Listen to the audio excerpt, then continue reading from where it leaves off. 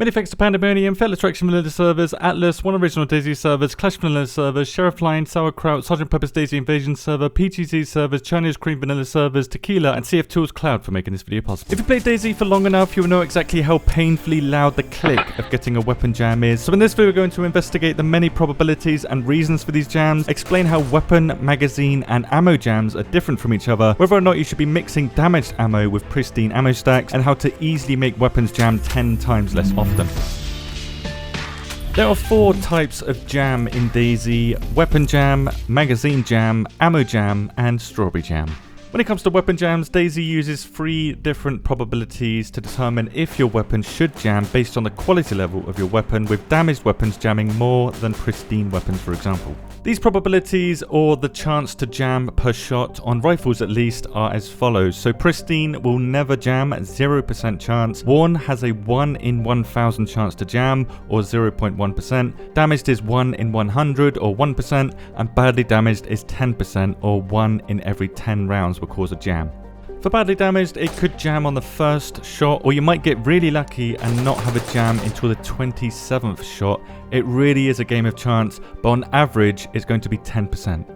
Now, these probabilities here are what are called rifle jams in the game files, but these numbers also apply to shotguns, so it's not just rifles. The shotguns that can jam in DayZ have these numbers applied to them, with pistol jams being slightly different. For pistols then, the only difference is that they jam half as often when it comes to badly damaged quality level. As you can see here, the pistols have a 5% chance to jam instead of 10% for rifles, which also covers shotguns. So other than that, they are the same. The third and final probability numbers relate to bolt action or single shot weapons, which don't jam, which we'll just call unjammable weapons because it's a bit of a mixed bag of weapons, only jamming, as you can see here, when they become ruined, even if they use a badly damaged mag with badly damaged ammo inside it. Magazine jams, or the second type of jam we're going to talk about, work exactly the same as weapon jams do, but it is caused by the probabilities set on the magazine's quality level instead. These probabilities are exactly the same as a pistol's chance to jam, with the mag jams basically increasing the probability that you're going to get a weapon jam. Mags do cause weapon jams. For example, let's say you have an SVD that's badly damaged but your magazine is pristine. That's a 10% chance to jam, but if your magazine is badly damaged and your SVD is pristine, that's a 5% chance to jam instead. You just add the numbers together, so if both of them are badly damaged, that's a 15% chance to jam per shot based on the quality levels of your mag and your weapon.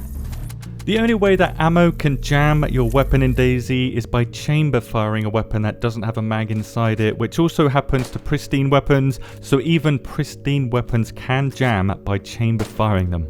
Now, I don't know much about guns outside of DayZ, so I don't know if this is realistic at all. I couldn't find any numbers that display the chances of this happening in the game files either, so this could be a bug, this could be intended, I'm just not sure at this point. What we do know though is that the quality level of the weapon makes a big difference here, and whether or not it's going to jam through chamber firing, with pristine weapons jamming about 1 in 50 times, so about 0.5% chance, with badly damaged weapons jamming about 1 in 10, so that's about a 10% chance. Note that the quality level of the ammo used makes absolutely no difference here, so ammo does not cause weapon jams. It does when it's chamber fired, but it doesn't when it's inside of a magazine, and ammo inside of a magazine cannot become ruined. This is very strange. The lowest durability ammo can have inside of a magazine is 30% or badly damaged. Ammo on the floor can become ruined and therefore becomes useless, but you cannot put that ammo inside of a magazine to cause an ammo jam.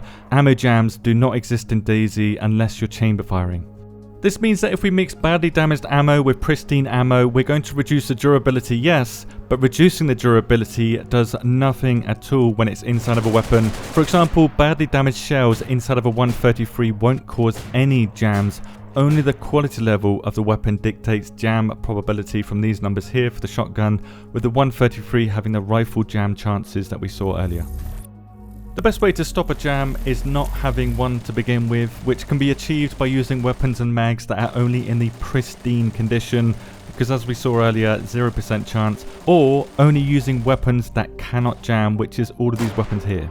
If you don't like any of these weapons, you'll need to get your certain weapon in the pristine condition with a very lucky spawn, as weapons can spawn with 90% durability, which is 20% above the worn quality level, but on the other hand, it can spawn as low as 10% durability. It's going to be random luck if you find your particular weapon in pristine condition.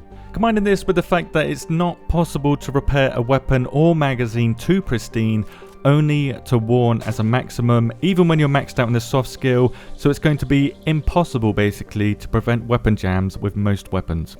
Keeping your weapon and mag at the worn quality level, then you can expect to jam every 500 shots, so 0.2% chance as we add these numbers together, or if they're both damaged, every 50 shots instead. So that's 10 times more likely to jam when they're damaged compared to when they're worn. So not letting them become damaged will reduce your jam chance absolutely massively.